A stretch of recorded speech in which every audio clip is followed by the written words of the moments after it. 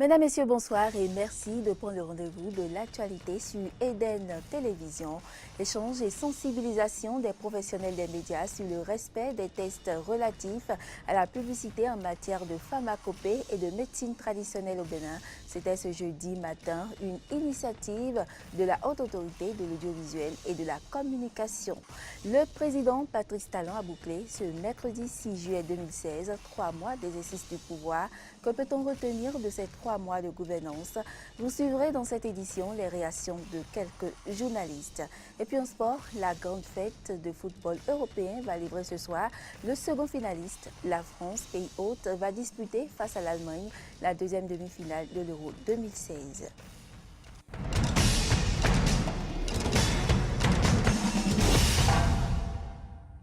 Bienvenue à toutes et à tous.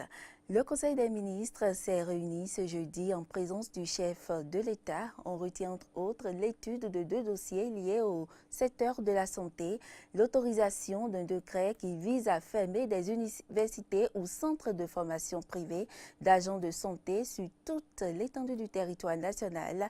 La commission de vérification des concours frauduleux d'agents permanents de l'État a également fait un compte rendu de ses travaux. Voici un extrait du point de presse du ministre d'État, secrétaire général de la présidence de la République, Pascal Irénée Koupaki.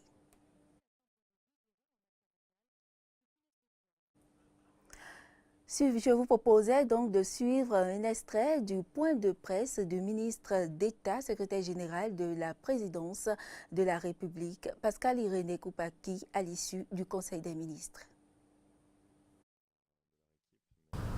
Le Conseil a approuvé le décret portant approbation des statuts de la dite agence. Donc, aujourd'hui, le Conseil s'est penché sur la santé des Béninois, la formation de ceux qui soignent les Béninois et la prise en charge des personnes vivant avec le VIH-Sida. Donc, 2 communications ont été examinées dans ce cadre. Le Conseil s'est également penché sur la qualité de la gouvernance administrative dans la gestion des concours de recrutement à la fonction publique. Et aujourd'hui, c'est le cas des recrutements pour le compte du ministère de l'Économie et des Finances qui a été examiné. Et enfin, le Conseil a posé les premiers jalons en matière d'organisation pour l'accélération de la croissance dans le secteur du numérique et dans le secteur du tourisme. Je vous remercie. La Haute Autorité de l'audiovisuel et de la communication a organisé ce matin une séance d'échange avec les professionnels des médias à la Maison des médias Thomas Méançon. Objectif, sensibiliser ces derniers sur le respect des tests qui réglementent la publicité en matière de pharmacopée et de médecine traditionnelle au Bénin. C'est le conseiller de la HAC, Pascal Zantou, qui a conduit la délégation de son institution pour le compte de la ville de Cotonou. Écoutons ici quelques communicateurs. Certaines publicités donnent froid au dos et interpellent tout le monde. La HAC au premier chef, mais vous aussi, et quelque part le gouvernement aussi.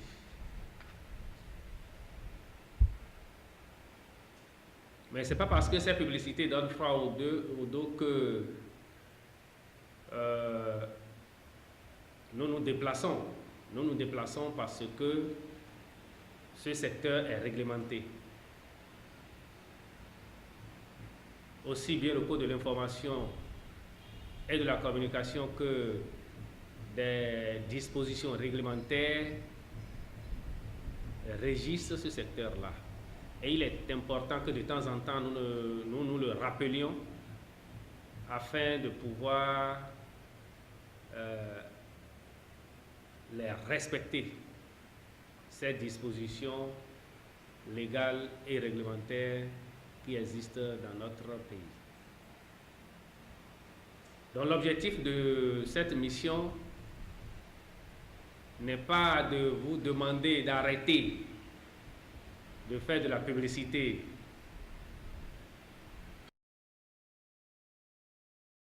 pour la pharmacopée ou la médecine traditionnelle, mais de veiller au respect des tests en vigueur dans ce domaine-là. Il convient d'indiquer que la difficulté en la matière réside dans l'ignorance de l'existence d'un cadre juridique bien précis sur la question ou tout simplement l'existence d'une volonté de l'ignorer au motif pris de ce que ce type de publicité est pourvoyeur de rente pour les organes de presse.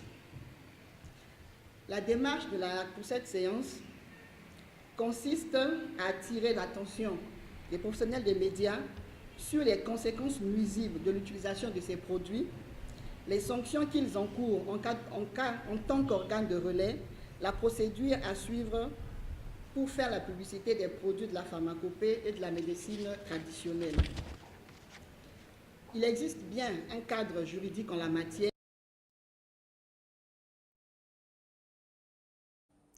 Quelques soucis techniques avec cet élément. Le gouvernement de Patrice Talon vient de faire ses 3 premiers mois de gestion au Bénin. Depuis la prise du pouvoir du nouveau président, plusieurs réformes ont été opérées. Certaines d'entre elles ont reçu un écho favorable au sein de l'opinion publique, d'autres décriées. À cette étape, quel bilan peut-on faire? Suivez les réactions de quelques journalistes.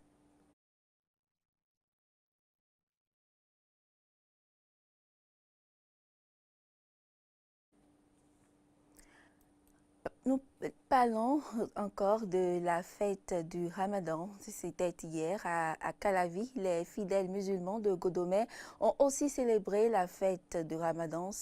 Hier matin donc, ils se sont réunis autour de leur imam à la place Idi de la mosquée Ogou Oloua de Godomé-Fillon pour participer à la prière de rupture de jeûne. Un moment de recueillement et d'assises grâce, de partage également dans les familles. Voici quelques réactions après la prière, si tout va bien. Suite a fait son apparition sur la place Idi de l'arrondissement où l'attendaient déjà les fidèles musulmans pour la prière de l'Aïd al-Fitr qui marque la fin du mois béni du Ramadan. Avant le démarrage de la prière, les fidèles, en imitant l'imam, ont d'abord glorifié Allah. Allahu Akbar. Allahu Akbar. Ensuite a démarré la prière proprement dite qui compte 2 rakas. À la fin de cette prière est intervenu le moment de la khutba. Devant ses fidèles assis, l'imam a fait son sermon. C'est à Allah les louanges matin et soir. Allah qui a interdit avant de manger a aujourd'hui ordonné de manger. Ce même exercice s'est répété non loin de cette place Idi avec l'imam de la mosquée centrale de Golodigbe, Hassan Onyemen, qui explique ici le sens de l'Aïd al-Fitr. Cela m'a dit, le jour de l'Aïd, habillez-vous correctement avec la joie, allez-y ensemble à Idi. Et arrivez là-bas, faites 2 rakas. Si vous faites les 2 rakas, nafila ensemble, et après ça maintenant, vous allez faire le hutuba. Et dire aux fidèles ce que moi Dieu veut et ce que je ne veux pas, il faut les expliquer pour que l'homme soit bien guidé dans le monde. C'est Dieu qui a créé ce monde. Il a dit je veux ça, je veux ça, etc. Même toi-même, un être humain, si tu commences à suivre les lois de Dieu, tu te verras en paix, tu te verras que tu es un homme créé, tu es une créature et ta vie ça va être normal. Ces différentes cérémonies ont connu la participation des autorités locales. Ici, sur la place Idi de Golodigbe d'Issoupa, où l'imam Souleymane Azangbe a fait son sermon, on pouvait noter la présence du chef de l'arrondissement de Golodigbe et de certains conseillers de la localité. Nous avons constaté que la fête a bien commencé. Parce qu'avec la joie qui s'anime dans les physionomies, tout ça là, ça nous informe que cette fête a bien commencé. Pour rehausser l'éclat de la fête, c'est pourquoi nous sommes là et prier avec eux pour que la paix reste dans notre arrondissement et dans le Bénin tout entier. Quant aux fidèles, vivre cet instant est un véritable privilège. Il faut venir prier, il faut boire et manger. Comme dans l'autre mois, à l'heure pareille, on ne pourra pas manger ni boire. Vraiment, aujourd'hui, c'est une grande fête pour nous les musulmans. Faire carême pendant 1 mois, ça ne se donne pas à n'importe qui. Si Dieu te donne ça, il faut le remercier. On vient de terminer un carême de 30 jours. On a commencé avec Bismillah et Allah subhanahu wa ta'ala a fait qu'on a pu terminer par Alhamdulillah. Pour les différents imams de Golodigbe, ce l'Aïd al-Fitr est placé sous le signe de l'unité et de la cohésion nationale. Vous venez de suivre plutôt le point de la célébration de la fête de Ramadan dans l'arrondissement de Golodigbe, c'est dans la commune d'Abomey-Calavi. Je le disais tout à l'heure, le gouvernement de Patrice Talon vient de faire ses 3 mois de gestion au Bénin. Depuis la prise du pouvoir du nouveau président, plusieurs réformes ont été opérées. Certaines d'entre elles ont reçu un écho favorable au sein de l'opinion publique, d'autres décriées. À cette étape, quel bilan peut-on faire? Suivez les réactions de quelques journalistes. Le 6 avril 2016, le président Patrice Talon prêtait serment au stade Charles de Gaulle de Porto-Novo. Le nouveau départ prenait ainsi son envol. Que retenir alors des 100 premiers jours du gouvernement Talon? Le gouvernement Talon a ouvert des chantiers de réforme. Celle qui lui tenait le plus à cœur, c'est la réforme politique et institutionnelle. Et on a pu remarquer qu'il a mis en place une commission pour l'aider à élaborer un projet de loi à introduire à l'Assemblée nationale. Cette commission, qui n'est qu'un outil d'aide à la décision, a rendu son rapport récemment. On a vu que sur d'autres plans, le gouvernement a pris des actes forts. L'interdiction, par exemple, de l'exportation du bois dans notre pays, c'est vrai, ça n'a pas fait que des contents, des heureux, mais c'est une décision très courageuse. Je pense qu'on ne peut que saluer une telle décision. Nous avions désormais les chefs-lieux de nos 12 départements. Il y a là une volonté politique qu'il faut saluer, un courage politique qu'il faudra encourager, qu'il faudra promouvoir dans maints domaines. Il faut aussi remarquer que la suppression de cet impôt diplomatique répond non seulement à la logique d'amaigrissement des dépenses, mais aussi dans le repositionnement qui sera le nôtre et dont lui seul, Patrice Talon, président de la République, chef de la diplomatie béninoise, a intérêt à nous dire où il va. Cependant, dans ce laps de temps, toutes les décisions prises par le gouvernement Talon ne sont pas exemptes de critiques. C'est du moins l'avis de certains journalistes. Des rétropédalages, vous allez remarquer le ministre de l'Intérieur qui entre-temps avait dit qu'on allait forcer les gens à immatriculer les motos. Tout de suite, on s'est rendu compte que le service qui était en charge de cela n'a pas pu fonctionner comme cela se doit. L'insécurité qui est de plus en plus grandissante. Il faut vraiment relever rapidement ces défis pour rassurer le Béninois et les investisseurs qui s'intéressent au Bénin. On ne lui demande pas de faire de la propagande politique, on ne lui demande pas de faire du populisme, mais il faut un minimum de communication. Sur ce plan, je pense que le gouvernement doit revoir sa copie. Sur la question de la dette intérieure, nous avions eu du mal à comprendre la notion conceptuelle du gouvernement de ce que c'est que la dette intérieure. Et voilà que les hauts diplômés ou les hauts dignitaires de la chose économique n'ont pas pu s'entendre sur ce qu'il faut entendre par la dette intérieure, variant de chiffre en chiffre au gré des interventions. Il faut donc dire en conclusion que ce trimestre de gouvernance a été une épreuve pour les Béninois, une épreuve pour les institutions, une épreuve même pour le président de la République qui, pour utiliser une expression en vogue dans le cinéma, est en repérage. Nous espérons qu'il a trouvé déjà ses marques et qu'il pourra donner un élan pour le départ. Patrice Talon a encore 57 mois à passer à la tête du Bénin pour apporter des solutions aux problèmes qui minent le quotidien des Béninois, tels que l'énergie, la faiblesse du pouvoir d'achat. L'actualité sur le continent. Le Premier ministre israélien Benjamin Netanyahu a visité le Rwanda ce mercredi, étape très symbolique d'une tournée africaine historique visant à affirmer la présence d'Israël en Afrique, où il a insisté sur le lien unique unissant les deux pays à l'histoire marquée par un génocide.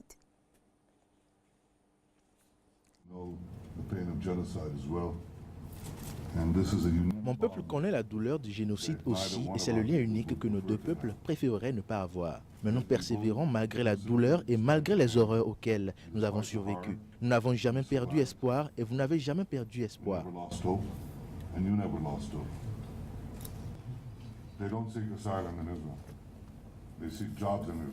Ils ne viennent pas pour chercher asile en Israël. Ils viennent chercher des emplois. Les demandeurs d'asile, c'est encore autre chose. Ils ne veulent pas l'asile. Ces gens de 23, 25 ans valides viennent travailler en Israël. S'ils cherchent l'asile, ils l'auront. Mais s'ils cherchent du travail, nous avons un système organisé pour les recevoir en Israël.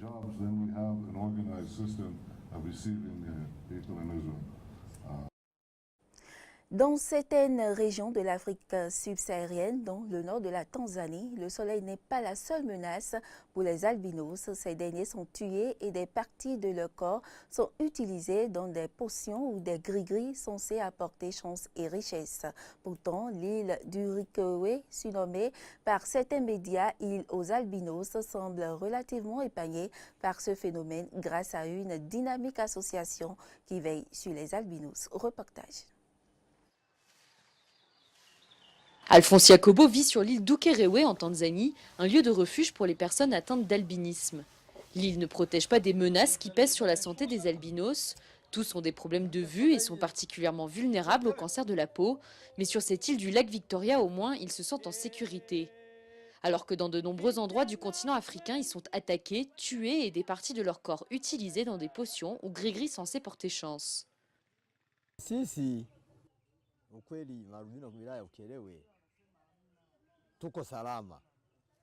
La vérité, c'est que nous, les personnes atteintes d'albinisme vivant sur cette île, on se sent en sécurité, parce que la police renforce la sécurité sur l'île. Ici, nous sommes en sécurité, nous sommes entourés d'eau, personne ne peut commettre un crime et s'échapper facilement. Ils seront arrêtés, et donc vous pouvez voir qu'ici, nous sommes en sécurité.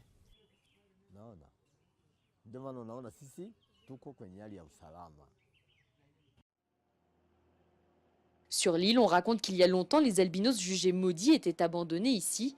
Certains ont survécu et d'autres sont venus s'y installer d'eux-mêmes. Aujourd'hui, 75 albinos vivent sur cette île d'environ 200 000 habitants.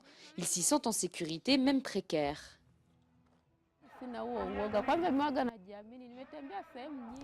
Je n'ai pas peur. J'ai beaucoup voyagé, même dans des endroits connus pour des attaques contre les albinos. Mais je ne suis pas inquiète. Mais c'est triste quand on entend parler des meurtres, parce qu'on sait qu'il viendra un temps où la même chose arrivera ici. Mais je ne suis pas trop inquiète. Au Malawi et en Tanzanie, des centaines d'albinos ont été tués, attaqués et démembrés ces dernières années. Les ONG tirent la sonnette d'alarme et s'inquiètent pour la sécurité de l'île.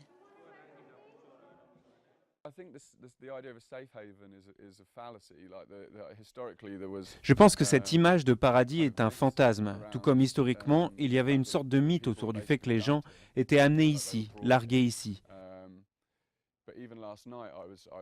Même hier soir, j'étais avec quelqu'un qui m'a parlé d'une tentative de meurtre dont il a été victime ici sur l'île. Je pense qu'il y a un certain romantisme autour de cette population insulaire qui est quelque peu détachée du continent.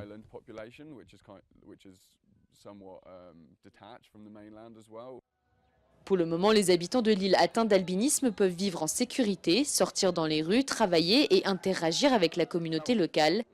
Mais la stigmatisation et la crainte de futures attaques restent omniprésentes. Allons à présent en France et parlons littérature après 15 années passées dans la police.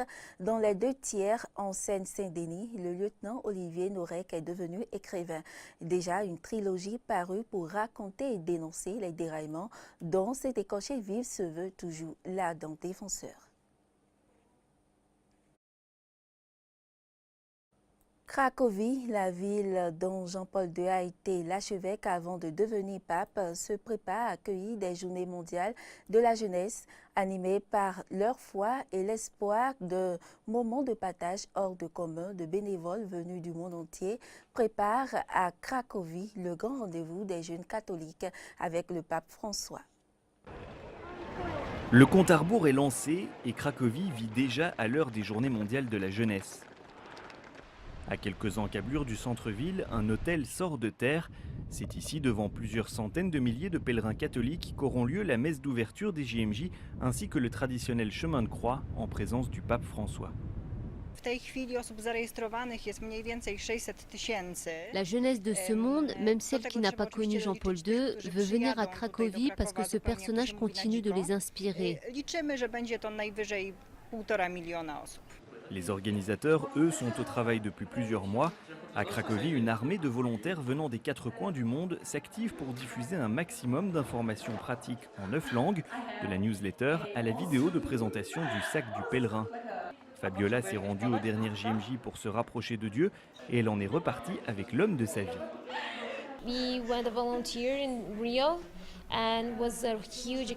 Nous étions à Rio et c'était une expérience extraordinaire. Nous nous sommes dit, pourquoi ne pas consacrer à l'Église nos premiers moments de couple marié et une nouvelle fois au JMJ. Les JMJ à Cracovie, c'est aussi un hommage à Jean-Paul II.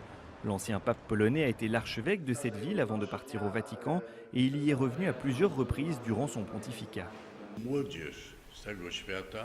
La jeunesse de ce monde, même celle qui n'a pas connu Jean-Paul II, veut venir à Cracovie parce que ce personnage continue de les inspirer. Le pape François profitera des JMJ à Cracovie pour prier dans 2 endroits symboliques, Częstochowa, la capitale spirituelle de la Pologne, et le camp d'extermination allemand nazi d'Auschwitz-Birkenau. Et puis du sport pour mettre fin à cette édition. Les Bleus ont pour objectif de décrocher un nouveau titre après celui de 2000. Mais il faudra se surpasser en demi-finale pour éliminer l'Allemagne. C'est du moins ce que nous précise ce reportage.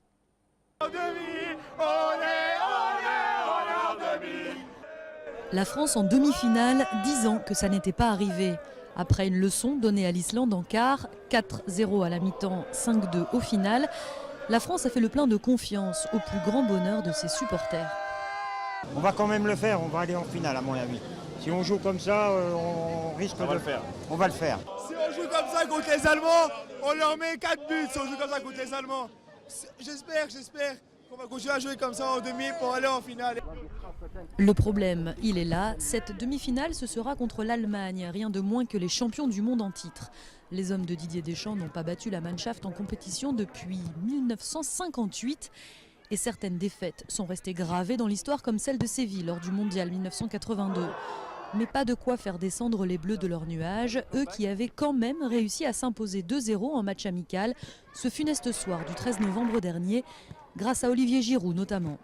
Manuel Neuer est un grand gardien, mais on a aussi des très bons gardiens en France, en équipe de France. Donc voilà, bien sûr qu'il est un joueur clé de leur équipe, mais comme vous l'avez souligné, je lui ai marqué quelques buts et j'espère que mes coéquipiers en feront aussi davantage. En tout cas, c'est pas un mur infranchissable. Si Neuer sera bien là jeudi au Stade Vélodrome, l'Allemagne sera en revanche privée de plusieurs autres joueurs clés, Samir Khedira et Mario Gomez blessés et Mats Hummels suspendu. Une faille en défense dont les Français ont bien l'intention de profiter, eux qui possèdent la meilleure attaque de la compétition avec Antoine Griezmann, Paul Pogba, Dimitri Payet et Olivier Giroud, le quatuor qui a régné face aux Vikings islandais désemparés. Mais la grande force des Bleus réside surtout dans leur collectif, une entente de groupe qu'on n'avait pas vue depuis plusieurs compétitions.